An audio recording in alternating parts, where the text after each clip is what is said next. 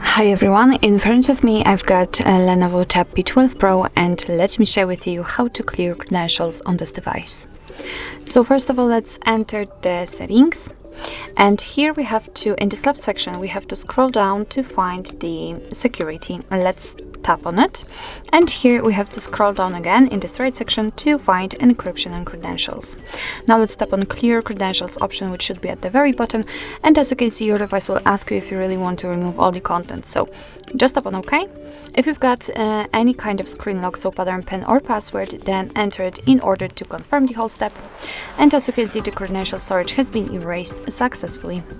So actually this is it. This is how to remove credentials in your LENOVO Tab P12 Pro.